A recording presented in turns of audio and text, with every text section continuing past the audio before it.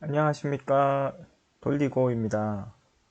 오늘은 제가 얼마 전에 하다 보니 지금 카페에서 설문조사를 했습니다. 어떤 교육이 필요하신가 몇 가지 골라서 설문조사 했을 때 일단은 가장 많이 나온 서버 기초에 대해서 요청이 제일 많아서 오늘은 서버 기초부터 해서 가능하면 한 주에 한 개씩 좀 진행을 해볼까 합니다. 사실 기초 부분은 이렇게 많이 요청하실 거라고는 사실 생각 못 했거든요. 기초는 뭐 아무래도 어느 정도 다 아실 것 같아서 기초가 필요하실 거라고는 생각 못 했는데 생각보다 기초를 원하시는 분들이 많아서 서버 기초에 대해서 설명드리고 다음번에는 전자기업에 대한 설명을 한번 드리고 그 다음에 R 시리즈 모션 CPU에 대한 거 그 다음에 원점 복귀에 대해서 좀 설명을 드려볼까 합니다. 자, 오늘은 일단은 서버 기초에 대해서 좀 설명을 드려보겠습니다. 일단은 서버의 기초인데 일단은 베이스가 되는 거는 미쓰비시 제품을 위주로 좀 설명을 드릴 거고요. 미쓰비시가 아무래도 뭐 일단은 시장에서는 가장 많이 사용되고 있기 때문에 미쓰비시 제품 기준으로 설명을 드리고 전체적으로 다른 회사 제품에 대해서도 일단 설명을 좀 드리겠습니다. 자, 일단은 서버의 기본적인 구성, 서버의 구성에 대해서 좀 설명을 드리겠습니다. 보시면은 서버 하면은 일단은 뭐 서버 모터가 있겠죠. 서버 모터가 있고요. 그 다음에 서버 앰프. 이 서버 앰프는 회사마다 조금 다르게 부릅니다. 미쓰비시 같은 경우에는 얘를 이제 서버 앰프라고 부르고, 야스카와 같은 경우에는 서버 팩이라고 그러죠. 서버 팩이라고 하고, 그 다음 유럽 쪽 보면은 이거를 서버 드라이브라고도 합니다. 드라이브, 드라이브라고도 하고, 뭐, 그래서 조금 메이커마다 부르는 명칭이 조금 다르다 뿐이지, 뭐, 똑같습니다. 이 역할은 어떻게 보면 서버, 이 모터를 구동하는 파워의 역할, 앰프가 이제 파워죠. 파워의 역할을 하는 게 이제 서버 앰프다라고 보시면 되고요. 요 두 개, 모터하고 앰프, 얘네가 가장 기본 구성입니다. 가장 기본 구성이고, 하지만은 일반적으로는 대부분 이 상위 제어기를 씁니다. 위치 제어를 하기 위해서 보통은 제어기를 씁니다. 그래서 요 PLC, 제일 많이 사용하시는 PLC를 사용하시고요. 그 다음에 PC에 꼽는 이게 보드 타입의 위치 결정 카드가 또 있어요. 이런 PC 보드 타입. 우리가 PC 제어를 한다라고 하면 PC 안에 항상 이런 보드가 달려 있습니다. 이런 보드를 사용을 하시고 아니면은 뭐 요 상위 지역이 없이 한다 하면은 여기 이제 이 I/O 부분에다가 이제 여러 가지 이제 뭐 스위치 같은 거 뭐 달고 그다음에 똑딱이 달고 뭐 볼륨 볼륨 저항기 이제 있죠. 볼륨 저항기 달아가지고 여기에다가 이제 속도 제어 용도로 그래서 이 상위 제어기 없이 서브 앰프와 서브 모터만으로도 구동이 가능합니다. 그리고 서브 모터라고 우리가 보통 얘기하는 이 모터를 보면은 뒤에 이렇게 엔코더가 부착되어 있어요. 보통 우리가 산업 현장에서 많이 보는 삼성 유도 모터하고는 비교가 안 될 정도로 굉장히 컴팩트하고요. 굉장히 작습니다. 이 정도 크기가 지금 이거 100W짜리거든요. 굉장히 크기가 작고 뒤에 이제 엔코더가 부착되어 있고 요게 서버 모터의 뭐 가장 큰 특징이다. 외관상 봤을 때 보시면 될 것 같습니다. 자, 서버의 특징은 그러면 어떤 거냐? 넓은 속도 제어 범위. 그냥 속도 제어가 잘 된다 보시면 돼요. 그 다음에 뭐 저속에서부터 고속에까지 속도가 안정적이다. 속도 유지가 잘 된다는 얘기죠. 속도 변동이 없이 이제 속도 유지가 잘 된다. 그 다음에 뭐 1rpm, 뭐 0.1rpm 이런 rpm 단위로 이렇게 제어를 할 수 있다. 뭐 정도. 그 다음에 일정한 토크 특성. 토크가 좋습니다. 셉니다. 쉽게 얘기해서 토크가 세고 저속에서 보통 우리가 삼성 유다모터 같은 경우에는 저속에서 토크가 약하죠. 근데 서버 같은 경우 저속에서도 맥스 토크를 낼 수가 있습니다. 토크 저하가 없다. 나도 최대 토크가 크다. 보통 이제 소형량 같은 경우에 300에서 400%까지 맥스 토크를 낼 수가 있습니다. 전격 대비. 요거는 뭐 서브 모타 메이커마다 스펙이 조금 다릅니다만 미쓰비시 기준 보통 유럽제 서버하고 조금 그 일본제 그다음에 국산 메이커들 좀 스펙이 조금 다르긴 한데요. 보통 일반적으로 그 일본산들 뭐 미쓰비시나 야스카나 이런 것들 보면 보통 300에서 400% 예, 맥스 토크를 가지고 있습니다. 저속 구간 소용량에서 중용량으로 가면은 보통 300% 뭐 400% 되는 스펙도 있긴 있습니다. 그 다음에 피드백 제어를 한다. 뭐 아까 그 엔코더가 달려 있으니까 그 엔코더를 통해서 피드백 제어를 한다라는 게 서버의 특징이고요. 물론 뭐 인버터도 그 벡터 제어를 하게 되면 엔코더 부착해서 피드백 제어를 하기도 합니다. 그 다음에 서버는 어떤 용도로 사용을 하느냐? 제일 많이 쓰는 게 서버를 쓰는 이유가 이거죠. 위치 결정.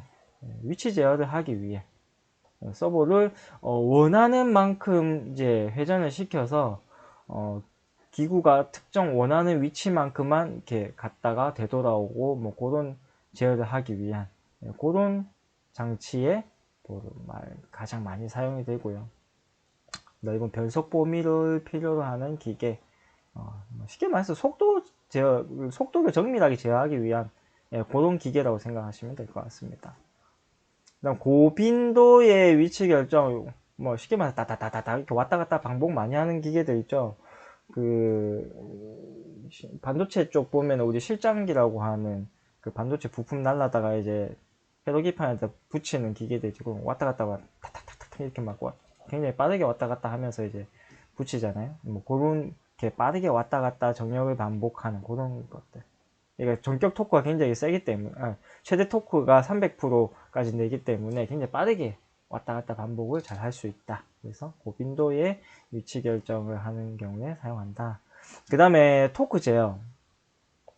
뭐 서버는 기본적으로 이제 토크 제어가 됩니다. 그러니까 사람들이 이제 토크 제어랑 토크 제한이랑 이제 좀 헷갈려 하시는 부분이 있는데 요거는 제가 다음번에 기회가 되면 한번 토크 제어와 제한에 대해서 조금 짧게 한번 설명 좀 드릴게요. 일단 토크 제어라고 하는 거는 모타가 이제 보통 이제 건축이 뭐 어떤 선이라든지 면 소재의 제품을 풀거나 이제 감아주는 제품들 있죠. 그런 거 같은 경우에 토크도 이제 힘을 조절을 해서 장력을 유지하는 장력 제어 용도로 사용을 합니다. 좀 특수한 경우긴 합니다. 장력 제어 분야가. 사실 그렇게 많은 부분도 아니고, 사실 좀 컨트롤도 굉장히 조금 어려운 부분이기도 하고요. 그래서 이 장력 제어하는 장비 회사가 그렇게 사실 또 이렇게 많지가 않습니다. 그래서 굉장히 전문성을 많이 가지고 있어요. 이런 장력 제어하는 메이커들을 보면. 자, 그래서 이런 장비들 보시면 반송이 가장 일반적이죠. 리프터. 리프터 어디든 많죠. 그다음 아까 설명드린 토크 제어 같은 거 하는 경우에 이런 데다가 토크 제어 얘를 이제 휴지나 뭐 이런 것들 뭐 면 소재 우리 요즘 뭐 2차전지 많이 하면 필름들 이런 거 있죠. 그런 것들 이제 살짝 이렇게 원하는 힘으로 당기면서 이렇게 감아주고 풀어주고 하는 그런 제품. 그다음에 포장기 뭐 과자 같은 거나 뭐 여러 가지 이제 뭐 박스 같은 거 이렇게 뭐 테이프를 붙인다거나 뭐 그런 포장기에도 보시면 여기에다 뭐 토크 제어하고 이송하고 뭐 그다음 뭐 잘라주는 것도 있고 뭐 여러 용도로 사용할 수 있겠죠. 그리고 충전기라고 해서 음료나 화장품 이런 것들 액체 이렇게 충전해 주는 거 있죠. 그리고 반송 역할도 해주고 이 충전해 주는 이 부분에도 이제 모터를 달아가지고 요거를 이제 일정한 힘으로 가해가지고 액체를 담아주는 그런 장비도 있습니다. 그다음 사출 성형기 요거는 사실 서버 사용하는 거 이렇게 저는 뭐 많이 보지는 못한 것 같은데 서버도 쓰기도 합니다. 이제 뭐 가전 쪽에도 보면 이렇게 플라스틱 같은 거 이제 소재 쑥 밀어내가지고 이제 플라스틱 제품을 성형하는 그런 장비도 있고요. 그 다음에 반도체 제조에 뭐 웨이퍼에 이제 용도로 이런 식으로 또 빠른 속도로 이제 회전을 시켜서 사용하는 장비 여러 가지 이런 장비들이 있습니다. 앰프의 혁명. 요거는 딱 미쓰비시 제품에 대해서만 제가 설명을 드린 거예요. 뭐 미쓰비시 제품뿐만 이제 앰프 혁명이 있겠죠. 뭐 다 이제 혁명이 있는데 대부분 이 혁명 안에는 이 시리즈가 들어가고요. 스카우트 보면 뭐 시그마 뭐 이제 5 있고 뭐 7 지금 7이고 그거는 이제 시리즈들 들어가잖아요. 이런 시리즈가 들어가고요. 요즘에 기종들 보면은 제일 많이 쓰는 게 이제 지금 J4고 뭐 그 전에 이제 우리가 J3였고 뭐 다른 제품들도 쭉 있는데 그런 시리즈가 들어가고 그 다음 여기 이제 용량에 대한 숫자가 들어갑니다. 이 용량을 나타내는 숫자는 메이커마다 조금 다른데 미쓰비시 같은 경우는 와트수로 나타내요. 보통 와트수로 나타내고 어떤 메이커들은 뭐 전격 전류도 나타내는 데들도 있고 어떤 이런 숫자들로 전격을 보통 나타내고 그 다음에 이 타입을 나타내는 요거는 뭐 메이커마다 좀 다를 수는 있겠습니다만 미쓰비시 같은 가장 대표적인 이제 이 A 타입, B 타입. A가 이제 범용 타입이라고 그러고 B 타입을 SS 시내 방식이라고도 하고 이제 통신 타입이라고도 하죠. 통신 타입이라고도 하고 SS 시내 방식이라고도 합니다. 그 다음에 나올 숫자 뭐 전압 사양 100V냐 400V냐 보통 없죠. 없는 경우가 대부분이죠. 200V 사양 이런 식으로 앰프의 혁명을 나타내고요. 자, 앰프의 타입. 자, 앰프의 타입은 전 메이커마다 다 이렇게 일반적으로 보통 범용 인터페이스 타입이 있고요. 그 다음에 통신 타입이 있습니다. 그 다음에 위치 결정 기능이 내장되어 있는 타입이 있어요. 아까 미쓰비시 같은 경우는 이제 A 타입이 이제 범용 타입이었고 통신 타입 같은 경우에 이제 B였고 위치 결정 기능이 내장되어 있는 미쓰비시 같은 경우에는 지금 뭐 T 타입도 있고 예전 J2S 시리즈 같은 경우 CP 타입도 있었고 뭐 여러 가지 뭐가 있었습니다. 사실 이 유치에서 내장 타입은 그 시중에 그렇게 많이 사용을 안 하기 때문에 이 두 종류만 기억하시면 될 것 같아요. 자, 범용 인터페이스 타입의 서브 앰프는 뭐냐? 보통은 이 범용 타입은 연결이 이제 여러 메이커를 쓸 수 있습니다. 뭐 미쓰비시를 쓸 수도 있고 뭐 시멘스를 쓸 수도 있고 PC를 쓸 수도 있고 각 메이커사들마다 범용 컨트롤러가 있어요. 범용 위치 결정 컨트롤러가 있습니다. 그걸 사용을 해서 이 범용 인터페이스의 서브 앰프를 돌리게 되어 있어요. 그게 아니면은 이제 속도 제어만 사용하는 경우 서버도 속도 제어만 쓸 수도 있습니다. 인버터보다 속도 제어가 정밀하기 때문에 인버터보다 더 정밀한 속도 제어를 하기 위해서 이런 서버를 쓰기도 합니다. 위치 제어를 사용 안 하고 볼륨 연결해서 인버터처럼 그렇게 사용을 할 수도 있습니다. 그 다음에 이 범용이기 때문에 통신이 아니고 범용이기 때문에 여러 메이커를 통해서 서버 앰프에다 전달하는 게 이제 펄스로 전달합니다. 위치량을 그래서 한 펄스 이렇게 날려가지고 한 펄스만큼 움직여라 뭐 10펄스만큼 움직여라. 그럼 10펄스를 보내면은 여기에서 이제 전자기업이 개념이 들어가죠. 전자기업을 곱해가지고 실제로 서브 모터는 얼마를 돌아라 이런 게 되죠. 보통 이제 펄스 지령을 사용을 합니다. 자, 통신 타입 같은 경우에는 미쓰비시 같은 경우에는 이 대표 이제 서버 통신이 SS 시넷이죠. 서버 시스템 컨트롤 네트워크 해가지고 미쓰비시에서만 사용하는 SS 시넷입니다. 이게 미쓰비시에만 있기도 하고요. 그 PC 보드사들 뭐들 보면은 아진이라든지 몇몇 그 PC 보드사들 보면은 SS 시넷을 지원하는 카드들이 또 있기도 합니다. 그 다음에 야스카는 대표적으로 메카트로링크죠. 이 메카트로링크도 야스카에서 사용하는 통신이지만 얘도 오픈필드이기 때문에 뭐 여러 타사에서도 이 통신을 지원을 하는 제품도 있고 컨트롤러도 있습니다. 그 다음에 요즘 굉장히 좀 많이 뜨고 있는 게 이더캣이죠. 이더캣도 있고 뭐 이더넷 타입도 있을 거고요. 그 다음 지멘스 같은 경우에 이제 프로피넷 뭐 그런 여러 가지 뭐 디바이스네 뭐 이런 여러 통신들이 있기 때문에 그런 통신들을 통해서 접속을 하는 게 통신 타입이에요. 통신 타입이 있다는 게 기본적으로 시장에 사용하는 게 90% 이상입니다.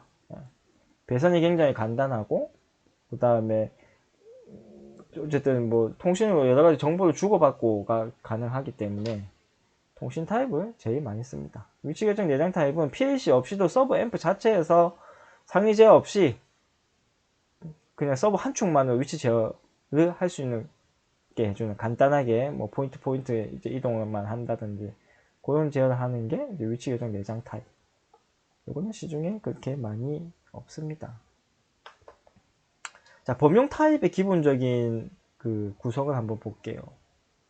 아까 말씀드렸듯이 이제 펄스열로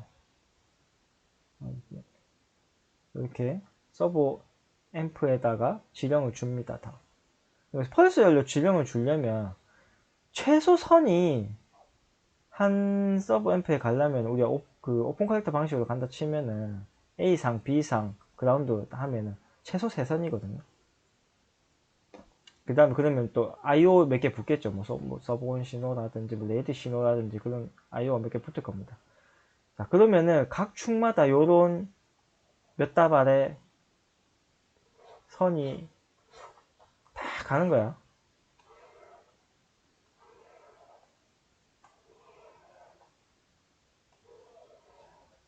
속된 말로 이제 미친년 머리카락이라고 하는데 축이 많으면 많을수록 이제 그러면 케이블이 많아지고 이 케이블 많아지면 또 불안한 마음 드시죠. 뭡니까? 노이즈죠. 노이즈 발생 확률이 높아집니다. 그래서 이 범용 인터페이스는 사실 그렇게 시중에서 그렇게 많지 않습니다. 보통은 통신 타입을 많이 쓴다는 거. 그 다음에 이 위치가 그 범용 인터페이스 쓰시게 되면 서버 드라이브에 예를 들어서 뭐 알람이라든지 그 다음에 부하율 이런 여러가지 정보들이 있죠. 정보들을 PLC로 전달해주지 못해요. 데이터를 넘길 방법이 없잖아요. 아날로그 방식으로는 줄 수 있습니다. 예를 들어서 뭐 드라이브에서 부하율 같은 걸 아날로그 값으로 출력을 내보내 가지고 여기 아날로그 카드에서 이제 받아들여서 그것을 표현할 수 있는데 그럼 또 케이블 또 늘어나고 아날로그 또 노이즈 하면 값이 정확하지도 않고 그렇죠. 예. 그래서 A타입은 그렇게 썩 추천하지 않는다. 그래서 보통 통신은 아까 말씀드렸듯이 각 사마다 통신 방식 있잖아요. 미쓰비시, SSC, 메카트로닉 이렇게. 야스카 서버를 쓴다. 그럼 야스카 PLC를 써서 메카트로링크를 쓰는 게 제일 좋고요. 그럼 이더캣을 지원하는 서버다. 그럼 이더캣을 지원하는 컨트롤러를 쓰시는 게 좋고요. 미쓰비시 서버 J4 시리즈 통신 타입을 미쓰비시 서버를 쓴다. 그러면은 미쓰비시 통신 SS, CNS 지원하는 타입으로 쓰는 게 제일 좋습니다. 네. 그 다음에 자 통신 타입. 자, 배선 깔끔하죠. 통신 케이블만 가면 돼요. 미쓰비시는 이제 광통신을 사용하죠. 광통신 딱 한 선만 가면 끝입니다. 물론 뭐 옵션에 따라서 뭐 다르긴 하겠지만 기본적으로 이렇게 딱 그냥 버스 통신으로 점프 뛰어 통신선 하나만 가면 끝이야. 끝이고 여기에다가 뭐 IO 신호를 붙겠죠. 뭐 상한 리미트, 도구 센서 이런 거 여기에다가 IO를 붙입니다. 보통. 그러면 배선이 끝이에요. 여기 그래도 있구나.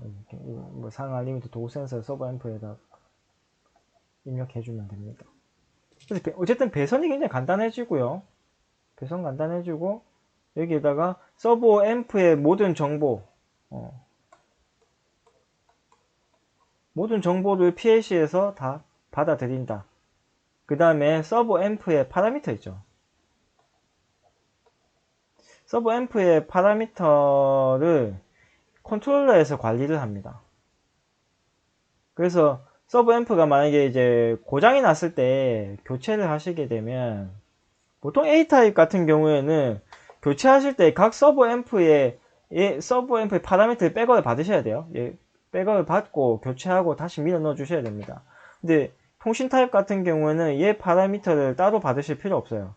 이 서버 앰프를 교체하는 경우에는 이 컨트롤러의 얘의 파라미터를 컨트롤러가 가지고 있기 때문에 여기 파라미터를 백업 받으실 필요 없습니다. 만약 컨트롤러가 나가면 컨트롤러 백업 받은 거 이제 다시 밀어 넣어야 되겠지만 서버 앰프가 나갔을 경우에는 그냥 9번 여기 안에 보면 이제 다이얼이 있거든요. 9번만 맞춰주시면 돼요. 백업을 받을 필요가 없다. 하여튼 뭐 그 범용 타입에 비해서는 뭐 다 좋은 거밖에 없어요. 뭐 비싼 거 아니냐 생각하실 수 있는데 이 범용 타입이랑 통신 타입이랑 기본적으로 하드웨어 이 가격은 같습니다. 오히려 얘가 비용이 더 들 수도 있어요. 뭐 배선 처리하고 뭐 해야 되니까. 이 광통신 케이블이 조금 더 뭐 비쌀까는 모르겠지만 어쨌든 비용적으로도 어쨌든 얘가 뭐 비싸진 않는다. 자, 그 다음에 위치 결정 내장 타입 같은 경우에는 이 PLC가 없어도 됩니다. 지금 PLC 제가 그려놓은 거는 여기에 이제 뭐 예를 들어 CC링크로 얘를 이제 제어해가지고 IO를 제어를 해서 뭐 제어하는 방식인데 요거 없이도 됩니다. 요거 없이도 여기에다가 몇몇 이제 IO 붙여가지고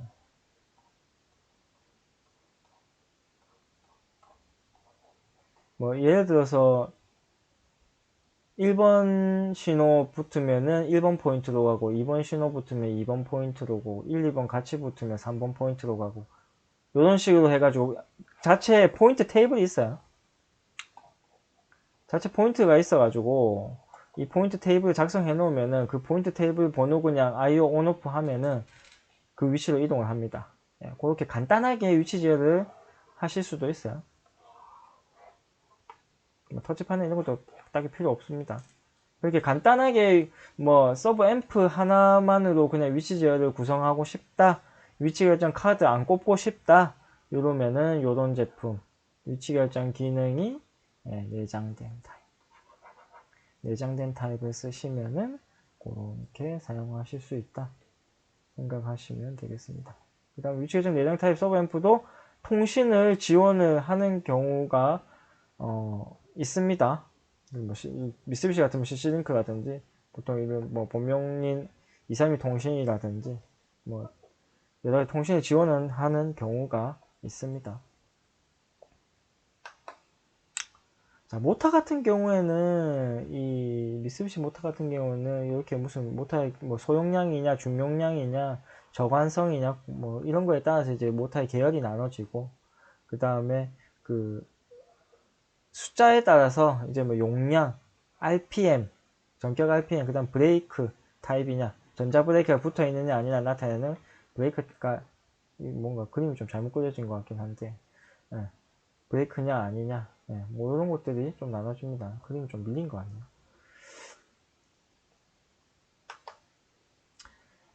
그 다음에 이 서버 모타에는 가장 중요한 이 엔코더가 붙죠, 엔코더. 이 엔코더가 지금 안에 이거 열어보면 이게 지금 약간 유리 재질이에요. 얘가. 그래서 잘 깨져요. 유리원 판들. 여기에 이제 빛을 쏘가지고 여기 점점점점 돼 있는 여기에다 빛을 쏴가지고 여기 현재 이제 회전 속도나 현재 위치 값을 이제 나타내거든요. 보통 이제 J4 같으면 400만 아닙니까? 요즘에 나오는 거는 더 높은 것도 나오는데 400만 펄스예요. 그럼 이게 굉장히 세밀하게 그려져 있을 거란 말이죠, 이게 살짝 먼지가 묻는다든지 살짝만 금이 가도 에러예요. 굉장히 약합니다. 그래서 서브마트 뭐 치부하고 하실 때는 조심하셔야 돼요. 앞에서 뭐 안 들어간다고 축단을 망치로 막 탕탕 때리고 하잖아요. 금방 나갑니다. 그래서 조심하셔야 되고 제가 얼마 전은 아니겠구나. 예전에 그 INC하고 ABS에 대해서 교육 한번 했었죠. 보통 엔코더에는 INC 방식이 있고 ABS 방식이 있습니다. 미쓰비시는 다 ABS예요. 표준으로, INC도 있긴 있지만 ABS가 표준입니다. 표준. 보통 다른 그 뭐 지멘스라든지 유럽제 메이커들이라든지 이런 메이커들 보면은 주문할 때 이거를 보통 골라서 주문을 해요. INC로 주문할 거냐, ABS로 주문할 거냐. 그 다음,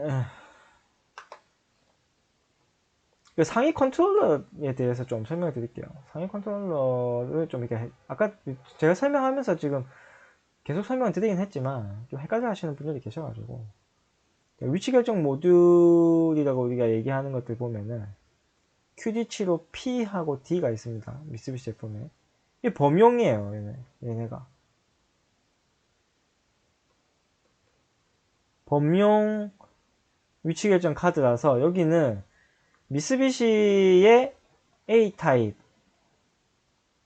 연결하거나 아니면은 뭐 야스카와나 뭐 지멘스나 뭐 옴론이나 얘네들도 보면은 다 범용 서버가 있어요. 범용으로 구동하는 서버가 있습니다. 이 서버를 접속을 하시면 돼요. 그 다음에 그 펄스 타입이 오픈 컬렉터냐 자동 드라이버라고도 하고 라인 드라이버라고도 하죠. 그런 펄스 타입이냐. 뭐 좋기로는 이 자동 드라이버가 좋습니다. 얘가 노이즈를 덜 타요. 오픈 컬렉터 노이즈 좀 잘 탑니다. 얘네는. 그래서 자동 드라이버, 라인 드라이버 방식의 카드를 좀 많이 쓰는 편입니다. 그 다음에 얘네들은 다 통신 타입이죠. 통신 타입. QD75MH, 추억의 QD75MH, 요건 이제 J3 시절 사용했던 위치 결정 카드. SSC는 3 방식을 쓰고 사축 제어용까지 나옵니다. 그다음 QD77, 지금 현역 중에 가장 많이 사용되는 제품이죠. QD77. 제가 교육도 올려놨죠. 요거. 그래서 2충용, 4충용, 16충용이 나옵니다. SSC는 3H, 3보다 한 버전 위에 거 사용하는 거고. 그 다음에 가장 최근에 나온 제 카드가 RD77MS. 이거는 2축, 4축, 8축짜리도 있어요. 8축짜리도 16축짜리 나옵니다. 얘네 둘이 일단은 현역. 자, 모션 CPU, 모션 컨트롤러라고도 모션 CPU. Q172H CPU. 이건 솔직히 단종이에요. 단종돼서. 8축 제어 모션 CPU. DS CPU, R16MT CPU, R 시리즈죠. 16충용, 그 다음에 173H, 단종. 173D CPU 단종. DS CPU부터 현역입니다. R32MT CPU도 현역이고요. 얘네가 32축 제어용. 이거 Q가 아닌데. 네, R64MT CPU라고 있어요. 64충용입니다. R 시리즈는 최초로 64충용 모션 CPU가 나옵니다. J5용으로 나오는 모션이 있습니다. 250, 최대 256씩 제어할 수 있는 카드인데, 아직 아마 시중에 사용하시는지는 아마 안 하실 거예요. 아직까지는. J5가 아직은 좀 사용하는 데가 없는 걸로 알고 있습니다. 어쨌든 이런 식으로 상위 컨트롤러가 있습니다. PC 보드 타입도 있습니다.